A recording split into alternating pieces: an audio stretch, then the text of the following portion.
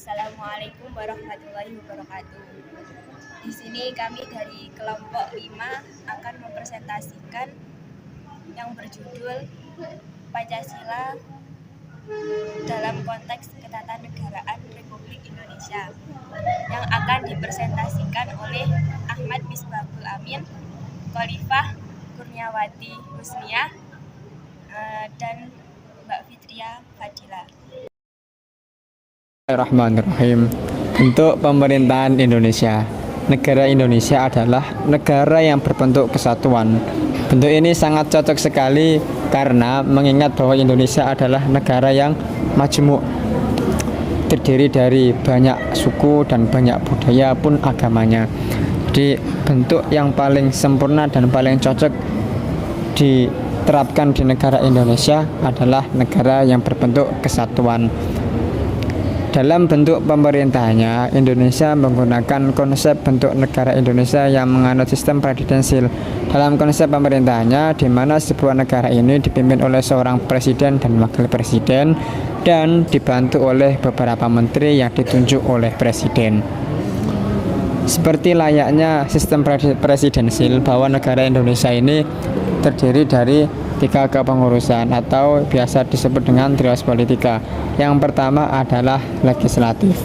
Legislatif adalah sebuah badan negara yang bertugas mengawasi dan membuat undang-undang yang nantinya akan dilaksanakan oleh badan eksekutif. Dalam hal ini di negara Indonesia legislatif ada 3, yaitu DPR, Dewan Perwakilan Rakyat, DPD, Dewan Perwakilan Daerah, dan MPR, Majelis Permusyawaratan Rakyat. Yang kedua adalah eksekutif. Eksekutif adalah sebuah lembaga yang bertugas menjalankan roda pemerintahan yang sesuai dengan ketetapan undang-undang yang sudah dirancang. Anggota eksekutif ini terdiri dari presiden dan wakil presiden. Kemudian presiden berhak untuk menunjuk menteri-menterinya yang nanti akan mensukseskan semua program-program presiden dan wakil presiden. Yang ketiga adalah yudikatif. Yudikatif adalah sebuah badan yang mengurusi masalah hukum-hukum yang berlaku di Indonesia yang sudah termaktub dalam undang-undang yang sudah diresmikan oleh DPR yang dilakukan oleh badan eksekutif. Kemudian ciri-ciri dari Indonesia yang berbentuk presidensil itu ada 8. Yang pertama, presiden dan wakil presiden dipilih oleh rakyat. Presiden mempunyai hak prerogatif. Yang ketiga, menteri yang dipilih oleh presiden bertanggung jawab kepada presiden. Yang keempat, negara Indonesia dipimpin oleh seorang presiden dan wakil presiden. Kemudian, keunggulan dari Indonesia menggunakan sistem presidensil adalah bahwa presiden bebas dan lebih stabil dalam menjalankan roda pemerintahannya tanpa tergantung dengan legislatif. Keunggulan selanjutnya adalah bahwa masa jabatan seorang presiden dan wakil presiden dalam setiap periodenya yakni 5 tahun, dan apabila terjadi penyelewengan masa jabatan maka bisa dikategorikan sebagai penyelewengan undang-undang. Yang ketiga, masa pemilihan umum presiden dan wakil presiden sudah jelas. Kemudian kekurangan Indonesia menggunakan sistem presidensil adalah bahwa kekuasaan yang dipegang oleh presiden dan wakil presiden yang dilakukan di luar pengawasan DPR berpotensi adanya kekuasaan mutlak dan diktator. Yang kedua, sistem pertanggungjawaban yang dilakukan eksekutif kepada legislatif dinilai kurang akurat dan efisien.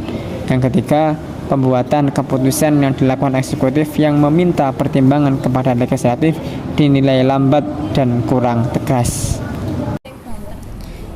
Pembukaan UUD dan Pancasila sebagai dasar negara. Pancasila sebagai sumber dan segala sumber hukum berikut. Penempatan Pancasila sebagai sumber hukum negara adalah sesuai dengan pembukaan UUD 1945 yang menempatkan Pancasila sebagai dasar ideologi negara, filosofis bangsa dan negara, sehingga setiap materi muatan peraturan perundang-undangan tidak boleh bertentangan dengan nilai-nilai yang terkandung dalam Pancasila. Sebagai sumber dari segala sumber hukum di Indonesia, maka Pancasila merupakan pijakan yang melandasi segala peraturan yang dibuat. Artinya bahwa segala peraturan yang ada di Indonesia harus sesuai dengan nilai-nilai luhur Pancasila dan tidak boleh bertentangan dengan Pancasila. UUD dalam lintas Indonesia. Sejarah perjalanan Indonesia sejak awal kemerdekaan pasca reformasi dihadapkan pada persoalan korupsi yang telah mengakar pada kebudayaan. Keadaan yang demikian, suka atau tidak suka, yang menggoyahkan demokrasi sebagai sendi utama dalam kehidupan berbangsa dan bernegara, melumpuhkan nilai-nilai keadilan dan kepastian hukum, serta semakin jauh dari tujuan tercapainya masyarakat yang sejahtera dan menegakkan hukum. Latar belakang amandemen Undang-Undang Dasar 1945. Amandemen terhadap Undang-Undang Dasar Negara Republik Indonesia tahun 1945 telah dilakukan sebanyak 4 kali, yang mengakibatkan perubahan desain ketatanegaraan Indonesia. Salah satu perubahan desain ketatanegaraan yang terjadi adalah perubahan fungsi dari lembaga negara. Proses amandemen Undang-Undang Dasar 1945. Istilah amandemen sebenarnya merupakan hak, yaitu hak parlemen untuk mengubah atau mengusulkan perubahan rancangan undang-undang. Perkembangan selanjutnya muncul istilah amandemen Undang-Undang Dasar yang artinya perubahan Undang-Undang Dasar. Istilah perubahan konstitusi itu sendiri mencakup dua pengertian. Sebagai konstitusi atau hukum dasar negara Republik Indonesia juga mampu menyesuaikan dengan perkembangan dan tuntutan. Perubahan Undang-Undang Dasar dinyatakan pada pasal 37 Undang-Undang Dasar 1945. 1. Putusan untuk mengubah pasal-pasal Undang-Undang Dasar dilakukan dengan persetujuan sekurang-kurangnya 50%. 2. Khusus mengenai bentuk negara kesatuan Republik Indonesia tidak dapat dilakukan perubahan. Amandemen pertama terjadi pada sidang umum MPR yang disahkan tanggal 19 Oktober 1999. Amandemen yang pertama dilaksanakan. Hasil amandemen yang pertama, Pasal 5 ayat 1, hak Presiden untuk mengajukan RUU kepada DPR. Pasal 7, pembatasan masa jabatan Presiden dan Wakil Presiden. Pasal 9 ayat 1 dan 2, sumpah Presiden dan Wakil Presiden. Pasal 13 ayat 2 dan 3, pengangkatan dan penempatan duta.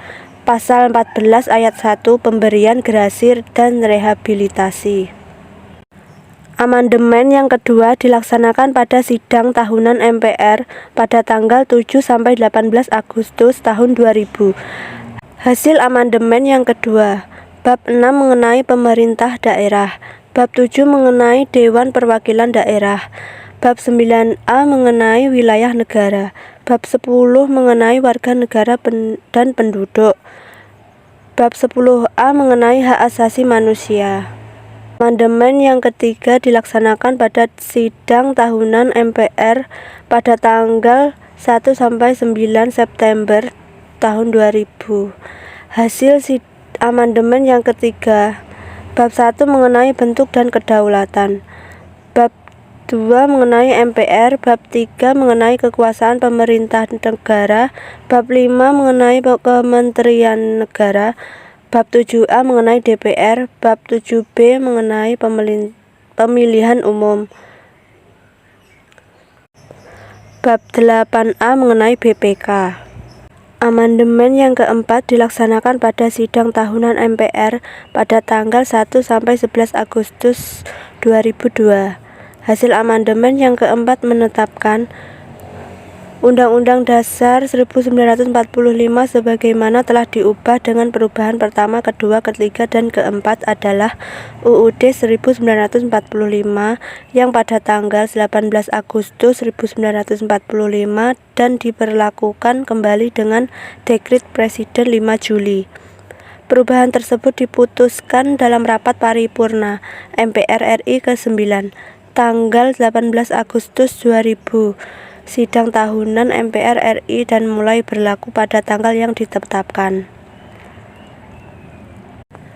Bab 4 tentang Dewan Pertimbangan Agung dihapuskan dan pengubahan substansi pasal 16.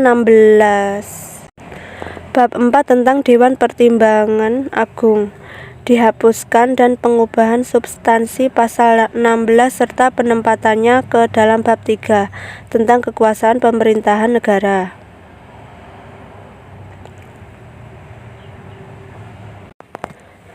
Sistem ketatanegaraan Indonesia dalam lintasan sejarah. Sejak Undang-Undang Dasar Negara Republik Indonesia tahun 1945 diamandemen, hal tersebut bertujuan untuk menjaga kemurnian konstitusi. Jadi konstitusi kita ini merupakan produk hukum tertinggi di negara kita, diposisikan sebagai landasan yang suprem, sumber dari segala sumber hukum yang ada bersama dengan Pancasila. Supremasi yang tadinya ada pada MPR berubah menjadi Undang-Undang Dasar. Semua harus tunduk pada UUD tersebut. Sekian dari kelompok kami. Selebihnya mohon maaf apabila ada kesalahan. Sekian dari kami. Wassalamualaikum warahmatullahi wabarakatuh.